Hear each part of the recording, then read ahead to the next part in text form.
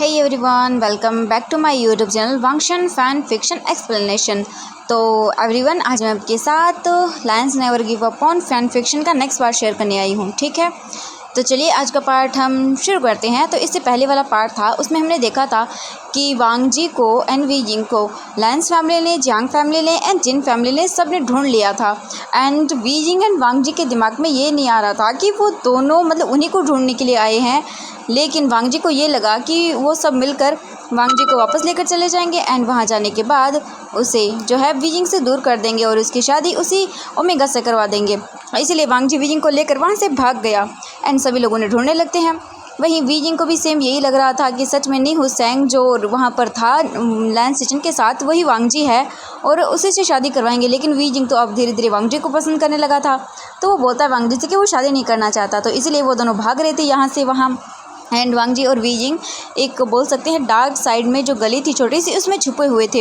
And Wang जी के ऊपर we जिंग पूरी तरह से चढ़ा हुआ था, यानी कि उसने वांग जी को टाइट करके कोला बियर की तरह पकड़ के रखा था।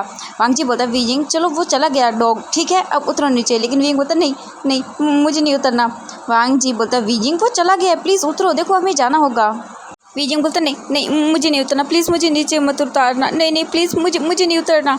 वांग जी बोलते वी जिंग क्या हुआ तुम्हें? हाँ। एंड वांग जी देखता है वी जिंग तो सच में बहुत डर रहा था। वांग जी वी जिंग के फेस को पकड़कर अपनी तरफ करता है एंड उसके फेस को देखता है तो वी जिंग की आंखों के अंदर बहुत बड़े बड़े आंसू थे। वांग जी बोलते वी क्या हुआ तुम्हें, तुम रो क्यों रहे हो? तभी उसे गली के अंदर लायंस सेचन की आवाज़ सुनाई देती है। लायंस सेचन बाहर से बोल रही थी वांग जी क्या तुम यहाँ हो? लेकिन वांग जी कोई जवाब नहीं देता, उल्टा वो वी जिंग को पकड़कर और बेज़्यादा दीवार से चिपक जाता है। लायंस सेचन उन्हें ऐसे ही आवाज़ देते हुए ढूंढते हुए वहाँ से चले जाते हैं, क्योंकि इस गली के अंदर काफ़ी ज़्यादा अंधेरा था जिस वजह से कोई भी नहीं देख पा रहा था। अगर लाइट होती तो ऑब्वियसली देख पाते, लेकिन कोई नहीं देख पाया एंड लायंस सेचन भी चले गए। लायंस सेचन के जाने के बाद वांग जी अपने मन में बोलता है कि अगर गगा ने मुझे पकड़ लिया तो पक्का वो मुझे घर ले जाएंगे और घर ले जाने के बाद अंकल तो मेरी शादी उसी ओमेगा से करवा देंगे जो कि मेरी पसंद का भी नहीं है। मुझे उससे शादी नहीं करनी है क्योंकि मैं जानता हूँ मेरे अंकल पक्का इतने ज़्यादा अपनी चीज़ों के लिए ज़िद्दी है ना कि वो मेरी शादी करवा कर ही मानेंगे। लेकिन वो नहीं पता कि मैं भी उनका नेफ्यू हूँ, मैं भी बहुत ही ज़्यादा ज़िद्दी हूँ, मुझे नहीं करनी उस ओमेगा से शादी। ये बोलकर वांग जी वी जिंग को और भी टाइट करके पकड़ लेता है जैसे वी जिंग उसके लिए इस दुनिया में सबसे प्रीशियस चीज़ हो। फिर थोड़ी देर के बाद वहाँ गली के अंदर जियांग चैंग भी वी जिंग एंड वांग जी को ढूंढते हुए आता है। वी जिंग वांग जी सच में तुम दोनों कहाँ चले गए हो? मैं क्या करूँ, कैसे ढूंढ लूँ तुम दोनों को सच में? तभी जियांग चैंग को एक गुरानी की आवाज़ आती है। जियांग चैंग देखता है तो उस गली से एक छोटा सा पपी निकल कर बाहर आता है एंड ये देखकर जियांग चैंग बताओ तुम कितने क्यूट हो, ये बोलकर वो नीचे बैठ जाता है एंड उस जो पपी था उसके सर के ऊपर वो अपने हाथों को सहलाने लगता है और बोलता है तुम्हें पता है अगर मेरा भाई होता यहाँ पर वी जिंग तो वो बहुत बुरी तरह से डर जाता तुमसे एंड सच में उसकी तो हालत ही ख़राब हो जाती। ओ गॉड मैं क्या करूँ, तुम बहुत प्यारे हो। उसके बाद जियांग चैंग वहाँ से चला गया। जियांग चैंग के जाने के बाद वांग जी बोलता है वी जिंग तुम्हें डॉग से डर लगता है? वी जिंग ने कहा हाँ मुझे डर लगता है। ये सुनने के बाद वांग जी बोलता है ओह अच्छा ठीक है इट्स ओके, एक काम करो तुम नीचे उतरो। अब वो चला गया। वी बोलता नहीं मुझे नीचे मत उतरना, वो मुझे काट लेगा। वांग जी बोलता वी जिंग नहीं काटेगा, लेकिन वी जिंग ने कहा नहीं मुझे नहीं उतरना। वांग जी बोलता ठीक है ऐसे ही रहो। इसके बाद वांग जी वी जिंग को ऐसे ही रखता है।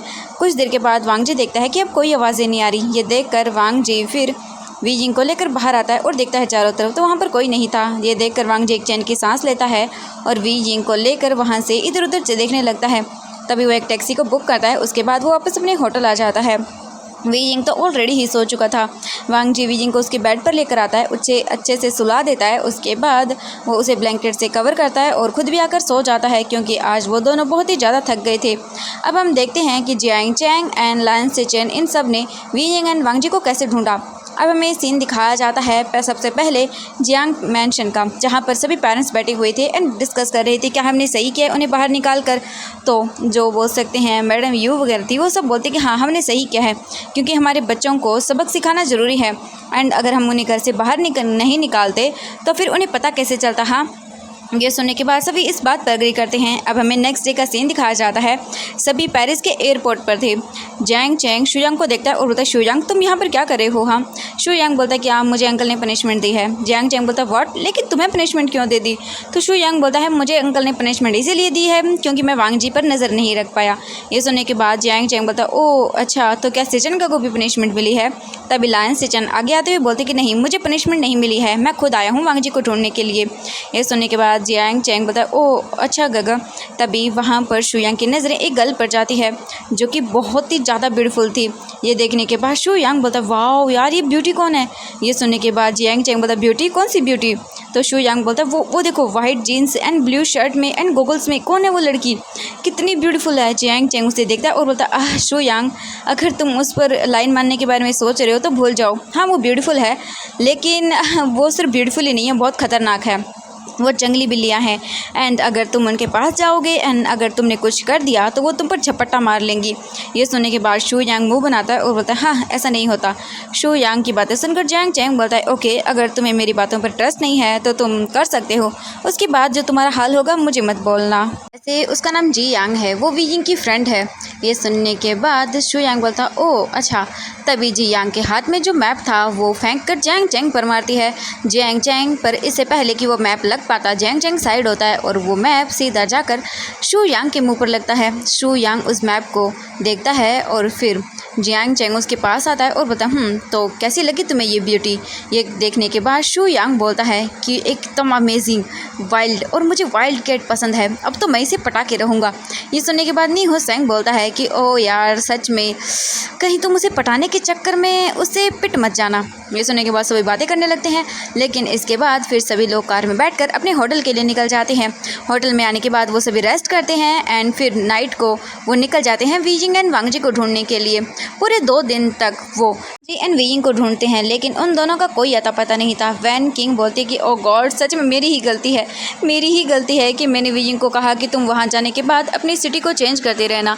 अगर वो ऐसा नहीं करता तो अब तक हम उन्हें ढूंढ चुके होते। हमें 2 दिन हो गए हैं, अब हम क्या करें?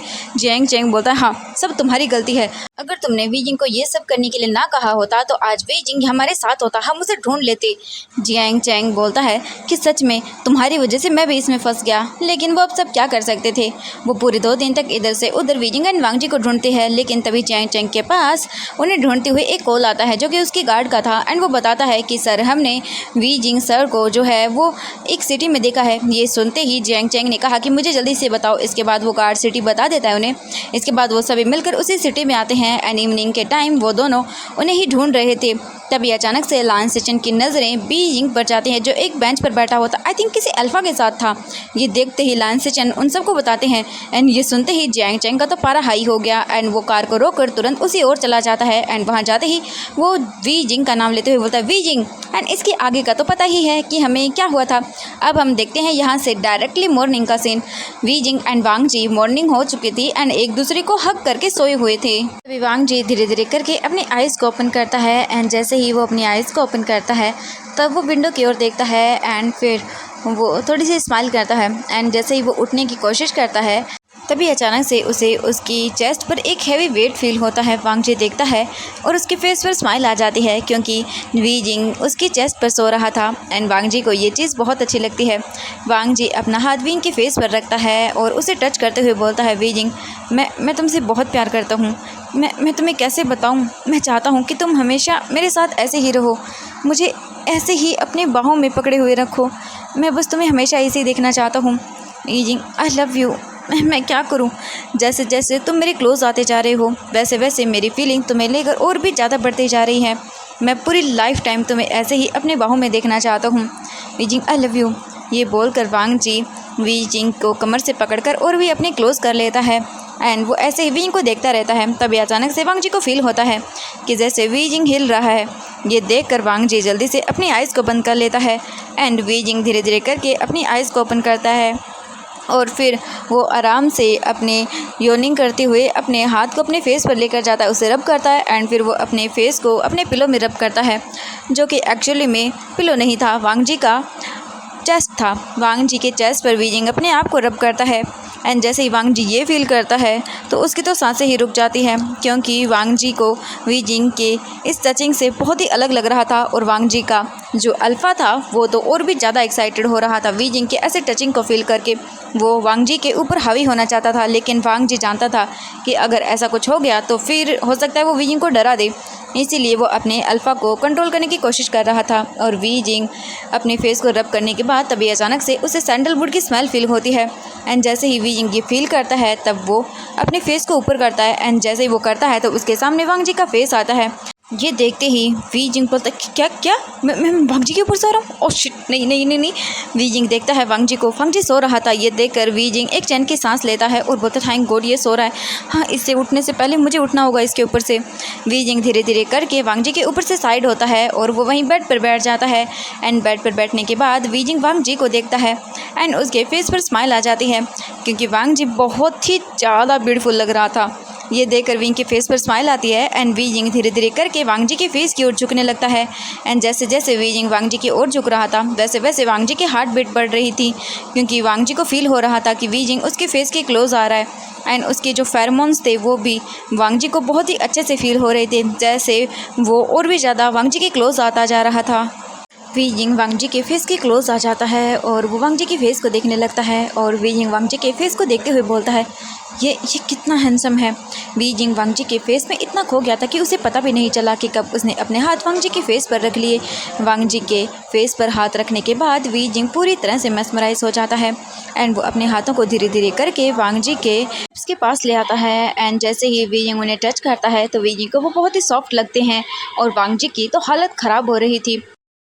जिंग को पता भी नहीं चलता कि कब उसने अपने लिप्स को वांग जी के लिप्स के करीब ले आया और वो उसे और भी ज़्यादा बोल सकते हैं एडिक्टेड होकर फील करना चाहता था।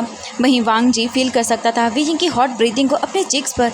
एंड वांग जी की पूरी हार्ट बीट मतलब बढ़ चुकी थी। वांग जी का अल्फा बाहर निकलने के लिए अब बेताब हो रहा था, लेकिन वो कैसे भी करके उसे रोक रहा था। तभी अचानक से वी जिंग इससे पहले कि वांग जी को किस कर लेता, वी जिंग अपने खोज में वापस आता है और वो वांग जी को देखता है और जल्दी से साइड हो जाता है। वी जिंग का ओमेगा बोलता है ये तुम क्या कर रहे हो। वी जिंग अपना हाथ अपनी हार्ट पर रख लेता है और उसकी हार्ट बीट फास्ट हो गई थी। वो बोलता है ये मैं क्या करने वाला था, हाँ नहीं नहीं नहीं नहीं नहीं मैं ये क्या करने वाला था। वी जिंग वांग जी को देखता है और बोलता है क्या उसने देखा होगा, नहीं नहीं नहीं वो सो रहा है, उसने कुछ नहीं देखा। वी जिंग इससे पहले कि वहाँ से जा पाता उठकर बेड से वांग जी विंग का हाथ पकड़ लेता है और वी जिंग जब ये देखता है तो उसकी सांसें ही रुक जाती हैं। वी जिंग धीरे धीरे करके पीछे टर्न होता है एंड जैसे वो देखता है तो वांग जी ने उसका हाथ पकड़ा हुआ था। वांग जी विंग को देखता है और फिर वो बोलता है वी जिंग तुम कहाँ जा रहे हो। ये सुनते ही तो जैसे मानो वी जिंग की सांसें ही रुक गई थी। वी जिंग का ओमेगा वांग जी को देख रहा था। वांग जी वी जिंग की आंखों में देखता है। वी जिंग की आंखें सिल्वर ग्रे थी एंड ये देखकर वांग जी पूरी तरह से फ्रीज हो जाता है और मेस्मराइज हो जाता है, क्योंकि वांग जी ने पहली बार वी जिंग के ओमेगा को देखा था। एंड वांग जी वी जिंग को देखकर पूरी तरह से बोल सकते हैं कि फ्रीज ही हो गया था। वी जिंग बोलता है मेरा हाथ छोड़ो एंड जैसे ही ये वो बोलता है तो वांग जी विंग का हाथ बिल्कुल नहीं छोड़ता और बोलता है नहीं। ये सुनने के बाद वी जिंग बोलता है मेरा हाथ छोड़ो, लेकिन वांग जी विंग का हाथ पकड़कर उसे पैड पर पुश कर देता है एंड उसके ऊपर आ जाता है। ये देखकर वी जिंग का जो ओमेगा था वो बोलता है ये तुम क्या कर रहे हो, छोड़ो मुझे। वांग जी वी जिंग के ऊपर आते हुए बोलता है कि मैं तुम्हें बिल्कुल नहीं छोड़ने वाला और मुझे ये बताओ तुम अभी तुम क्या करने वाले थे। ये सुनते ही वी जिंग का ओमेगा बोलता है मैं कुछ नहीं करने वाला था। वांग जी ये सुनता है तो वो अपनी बॉडी को वी जिंग की बॉडी से प्रेस करते हुए बोलता है कि मैं अच्छे से जानता हूँ कि तुम क्या करने वाले थे, तुम मुझे किस करने वाले थे एंड अब तुम मुझे ये बोल रहे हो। वी जिंग सुनता है और बोलता नहीं मैं तुम्हें किस नहीं करने वाला था। ये सुनकर वांग जी बोलता है कि ओह तो तुम्हारा ओमेगा झूठ पे बोलता है। वी जिंग का ओमेगा बोलता है कि नहीं मैं झूठ नहीं बोल रहा हूँ। वांग जी बोलता है ओह मैंने अच्छे से फील किया था कि तुम क्या कर रहे थे, मुझे अच्छे से पता है। वांग जी वी जिंग के और भी क्लोज आ जाता है, लेकिन वी जिंग छूटने की कोशिश करता है तो वांग जी अपने हाथों से वी जिंग के दोनों हाथों को पकड़कर अपने बेड के ऊपर करता है और उसको देखता है। वांग जी वी जिंग को देखकर अपनी हार्ट बीट को ही स्किप कर देता है 1 सेकंड के लिए, क्योंकि वी जिंग बहुत ब्यूटीफुल लग रहा था। वांग जी वी जिंग को देखता है और फिर उसकी नज़र वी जिंग के फोरहेड पर जाती है। वांग जी देखता है और फिर वो पूरी तरह से खो जाता है। वी जिंग को देखते हुए वांग जी बोलता है Wei Ying I want to kiss you. जैसे वी जिंग ये सुनता है तब उसकी आंखें शौक से बड़ी बड़ी हो जाती है एंड वो अपने फेस को टर्न कर लेता है। जैसे ही वी जिंग अपने फेस को टर्न करता है तो वांग जी की नज़रें वी जिंग के नेक पर जाती है, जहाँ पर कुछ स्वेट की बूंदें नज़र आ रही थी। वांग जी देखता है वी जिंग को एंड वो गल्प करता है। वहीं वी जिंग बहुत ही बुरी तरह से ब्लश कर रहा था और उसकी हार्ट बीट भी स्किप हो गई थी। वो तो बस सोचे जा रहा था कि वांग जी ने अभी भी क्या कहा और वो क्या करने जा रहा था थोड़ी देर पहले। वीजिंग को कुछ समझ नहीं आ रहा था। वांग जी बस विंग को देखते जा रहा था एंड उसकी नज़रें वीजिंग के नेक से हट ही नहीं रही थी। वीजिंग की बॉडी पर उसका स्वेट धीरे धीरे करके उसके शर्ट के अंदर जा रहा था एंड ये चीज़ मानो जैसे वांग जी को और भी वीजिंग के लिए क्रेजी फील करा रही थी। वांग जी धीरे धीरे करके वीजिंग के नेक के पास आता है एंड वो अपने लिप्स से वीजिंग के लिप्स को टच करता है एंड उसे वहाँ पर एक सॉफ्ट किस करता है और वीजिंग तो और भी ज़्यादा शिवर कर जाता है। वीजिंग की पूरी बॉडी में गूज़बम्प्स थे एंड वो कुछ सोचने के लायक ही नहीं था। वांग जी वीजिंग को ऐसे देखकर अपने जैसे मानो कंट्रोल को ही खो रहा था। तभी अचानक से वांग जी वीजिंग के फेस को अपनी ओर टर्न करता है एंड वो उसके लिप्स को देखता है। वांग जी वीजिंग के रेड लिप्स को देखकर पूरी तरह से आउट ऑफ कंट्रोल हो जाता है और वो धीरे धीरे करके वीजिंग के लिप्स की ओर आगे बढ़ पाता है।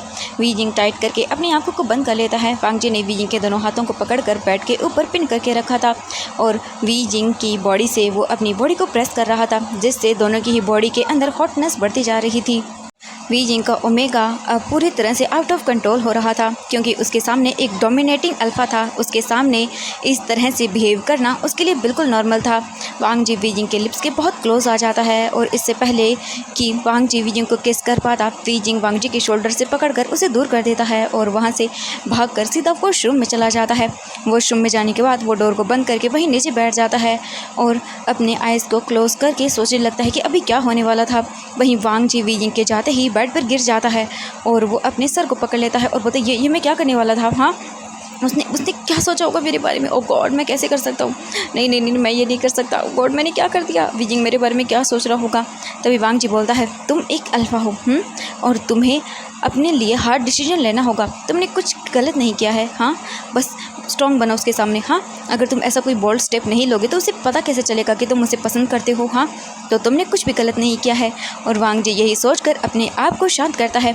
थोड़ी देर के बाद वांग जी अपने आप को शांत करने के लिए सीधा बालकनी में चला जाता है और वहीं हम विंग को देखते हैं। वीजिंग थोड़ी देर अपनी बॉडी को शांत करने के बाद शावर लेकर बाहर आता है और वो देखता है तो रूम के अंदर वांग जी नहीं था। वीजिंग अपने कपड़ों को लेना भूल गया था। वो डोर ओपन करके जल्दी से अंदर जाता है और अपने क्लॉथ को लेकर वापस वॉशरूम में चला जाता है। वहीं वांग जी ने जब डोर ओपन होने की आवाज़ सुनी तब उसने देखा कि वीजिंग रूम से बाहर निकला है। वांग जी ने सोच लिया कि वीजिंग अपने कपड़े लेकर नहीं गया था, शायद वो अपने कपड़े लेने के लिए आया था। फिर वांग जी कुछ भी नहीं बोलता। थोड़ी देर के बाद वीजिंग एंड वांग जी दोनों डिनर कर रहे थे एंड एक दूसरे से कोई बात नहीं कर रहे थे। वीजिंग बोलता है कि अब हमें क्या करना चाहिए। वांग जी से देखता है और बोलता है कि मुझे लगता है कि अब हमें हमारे होटल को चेंज कर देना चाहिए क्योंकि हमारी फैमिलीज़ अगर हम एक जगह रहे तो हमें जल्दी ही ढूंढ लेगी। ये सुनने के बाद वांग जी और वीजिंग दोनों ही इस चीज़ पर एग्री कर जाते हैं। वहीं अब हम उन सब को देखते हैं जो सब कर अपने खाना खाने के बाद अब सोच रहे थे कि उन दोनों को कैसे ढूंढना चाहिए। जैंग चैंग बोलता है कि हमें उन दोनों को जल्दी ही ढूंढना होगा वरना बहुत देर हो जाएगी, हमारे पास वक्त कम है। तो वैन किंग ने कहा कि वो दोनों साथ में हैं तो हम जल्दी ही ढूंढ लेंगे। वैन निंग बोलता है कि वही तो प्रॉब्लम है, हम ढूंढे कहाँ। वहीं शू यांग गुस्से में अपने हाथ को टेबल पर मारते हुए बोलता है कि हाँ, मुझे समझ नहीं आ रहा कि वो दोनों एक साथ कर क्या रहे हैं और वो दोनों ऐसे भाग गए। और गॉड, मेरा तो दिमाग ख़राब हो रहा है। वहीं जी यांग बोलती है कि सच में तुम मुझे बताया भी नहीं और वीजिंग को घर से भगा दिया, तुम लोग कैसे फ्रेंड हो। ये सुनने के बाद वैन किंग बोलती कि हमें माफ़ करना, सब इतना जल्दी हुआ कि तुम्हें बताने का टाइम ही नहीं मिला, प्लीज़ माफ़ कर दो हमें। ये सुनने के बाद जे यांग गुस्सा करती है लेकिन बाद में वैन किंग उसे मना लेती है। वो सभी इस बात पर बहस कर रहे थे तभी उनके माइंड में एक ही बात आती है कि आखिरकार वो दोनों एक साथ क्या कर रहे हैं। सभी लोग अपना अपना ओपिनियन देने लगते हैं लेकिन लैंस सीजन बिल्कुल शांत थे। फिर वो उन सब की बात सुनकर बोलते हैं कि वांग जी उसे पसंद करता है। ये सुनते ही सभी लोग एक दूसरे को देखते हैं और बोलते हैं क्या ये सच है। तो एवरीवन, आज के लिए बस इतना ही। मिलते हैं नेक्स्ट पार्ट में। और आई नो कि बैकग्राउंड में आपको साउंड बहुत ज़्यादा आ रहा होगा, एक तो बारिश हो रही है, ऊपर से मैं क्या कर सकती हूँ, ऐसे माहौल में मैं ऐसी वीडियो बना पाऊँगी। अगर नहीं बनाए तो फिर कुछ लोग होते हैं बहुत गुस्सा करते हैं कि वीडियो नहीं डालते आप, रेगुलर नहीं है, ये नहीं है, वो नहीं है। प्लीज़, कभी कभी नेचुरल प्रॉब्लम आ जाती है जिसकी वजह से नहीं बना पाते हैं। कितना साउंड आ रहा है मुझे तो पता भी नहीं चलेगा वीडियो के अंदर, तो प्लीज़ इट्स ओके एवरीवन, थोड़ा सा मैनेज कर लेना। ओके, वीडियो के अंदर अगर साउंड आ रहा है तो वो क्या करें, बारिश आ रही है ना तो होता है थोड़ा बहुत। ओके, बाय बाय एवरीवन, मिलते हैं नेक्स्ट पार्ट में।